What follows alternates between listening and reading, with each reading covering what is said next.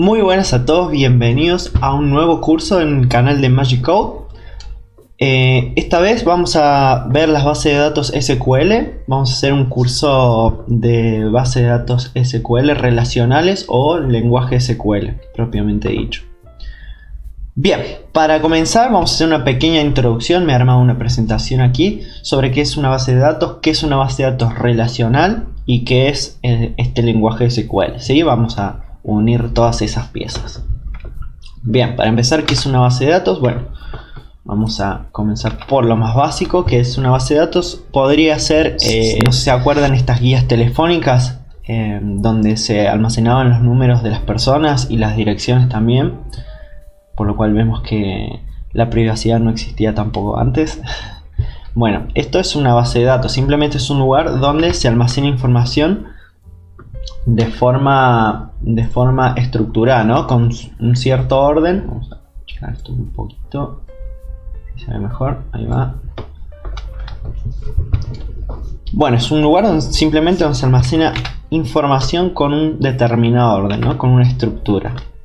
Bien, hablando de las bases de datos digitales, nos proporciona un acceso muy rápido, ¿no? Podemos en nuestra base de datos de la PC buscar en un volumen de datos muy grande y obtener una respuesta millones de veces más rápido de lo que podríamos buscar, por ejemplo, en una guía, ¿no? En la velocidad del humano.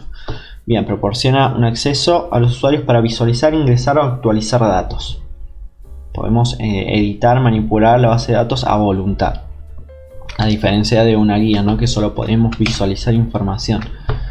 Bien, es indispensable cuando la cantidad de datos será grande. O sea, para cualquier programa y para cualquier desarrollador de software, para cualquier programador, es vital, indispensable conocer SQL y conocer cómo funcionan las bases de datos relacionales. Así que bueno, es una tarea obligada para todos, para cualquiera que quiera ser un buen desarrollador, es una tarea obligada. Bien, puede ser local o remota, o sea, la base de datos puede estar instalada en la PC del usuario, del cliente, o el cliente puede estar accediendo a la información de forma remota, ¿no? Cuando la base de datos se encuentra en el servidor. Bien, vamos a ver ahora qué es un motor de base de datos o qué es un sistema de gestión de base de datos. ¿Sí? Cuando escuchan gestor de base de datos o motor de base de datos es lo mismo, ¿sí? También lo pueden ver en estas siglas que es DBMS, que está en inglés, que es lo mismo, simplemente significa Database Management System. Así que vamos a ver qué es esto. Es un software, simplemente es una aplicación de software que permite a los usuarios interactuar con la base de datos, ¿sí? Hace de intermediario entre el usuario y la base de datos per se. Te da las herramientas para poder manipular esta dicha base de datos. Este software hace muchas cosas, ¿no? Por eso es un conjunto de servicios, como por ejemplo almacenar la información en un medio físico como el disco duro, ubicar esta información en un determinado orden y brindar una interfaz de usuario, ¿no? Para que el usuario pueda interactuar con esta base de datos. Bien, ahora que ya tenemos eso en claro, vamos a ver qué es una base de datos relacional, ¿no? ¿Qué le da la característica para llamarla relacional? Bien, es un conjunto de elementos de datos con relaciones predefinidas entre ellos. Esto lo vamos a entender mejor si no es aquí en el curso si no es aquí en la clase de introducción. Más adelante en el curso lo van a entender todo, no se preocupen. Pero bueno, entender que cómo se conforma una base de datos relacional, se organiza la información por tablas, ¿sí? Por tablas simétricas. Esto no es así en una base de datos no SQL. Y esto ya lo veremos en algún curso más adelante de base de datos no SQL. Pero bueno, en una base de datos relacional la información simétrica se organiza en tablas por tablas con columnas y filas. Cada columna de una tabla almacena un determinado tipo de dato. Por ejemplo, pensando en la guía, podemos tener una columna de número de teléfono, una columna de nombre, una columna de dirección, ¿sí? Bien, esto lo vamos a ver ahora gráficamente, así que no se preocupen. Cada fila almacena un tipo de dato único, un valor único, ¿sí? Llamado clave principal o primary key. Bien, vamos a llamar primary key de aquí en más, porque bueno, hay algunas cosas unos términos que lo vamos a ver tanto en inglés que mejor irnos acostumbrando en programación, ¿no? Bien, las filas de varias tablas pueden relacionarse entre sí. Pueden relacionarse con claves extranjeras, o sea, podemos relacionar filas con otras tablas de esas filas. Esto lo vamos a entender mejor más adelante, esto sí, no se preocupen. Cuando lleguemos al punto de foreign keys o claves extranjeras lo vamos a entender bien. Bien, aquí vamos a ver gráficamente cómo sería una tabla de base de datos relacionales. Y pensando en la guía, bueno, sería esto. Tenemos una columna ID, que esto sería la primary key. Esto es clásico, ¿no? Tener una primary key que es un entero que se va autoincrementando, 1, 2, 3, 4, 5, a medida que se introducen valores en la tabla.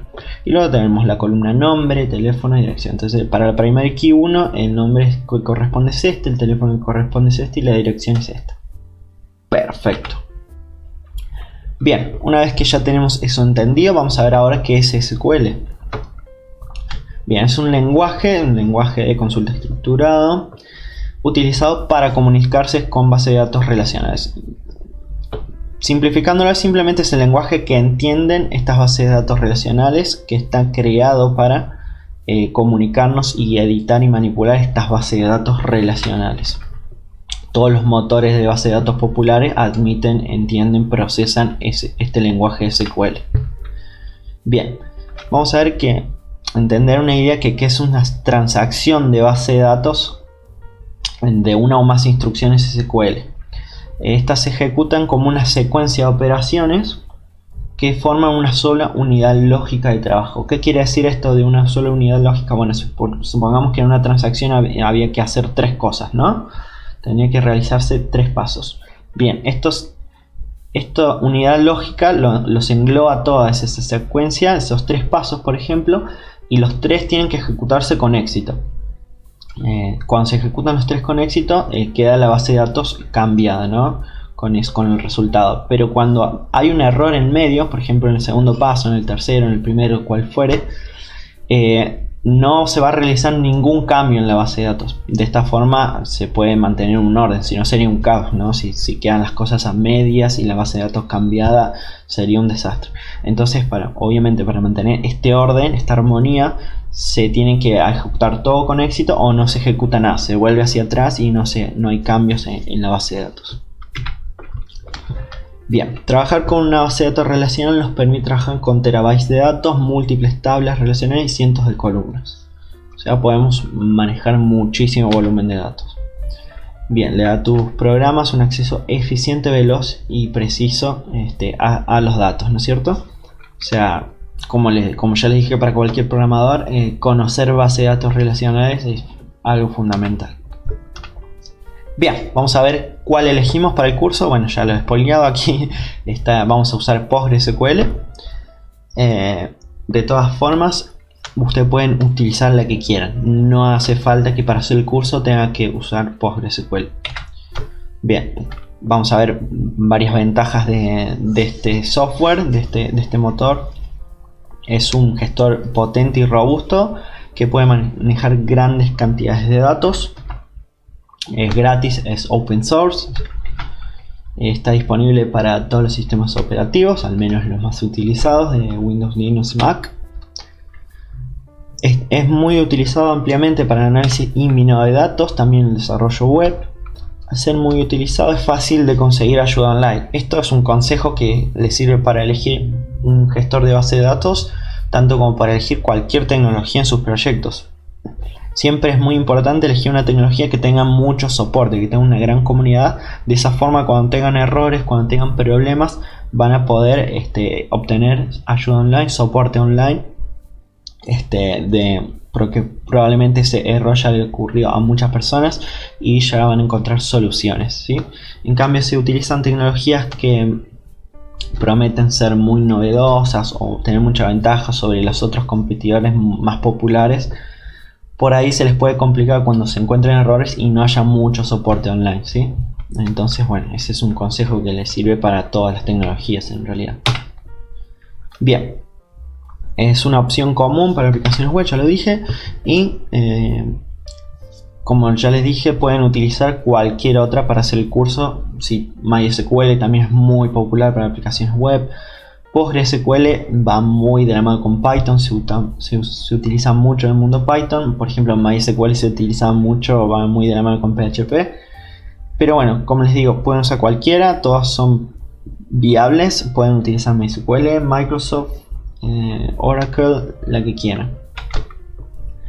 Y bueno, eso es todo. Espero que se haya entendido esta introducción. Creo que es bastante entendible y simple.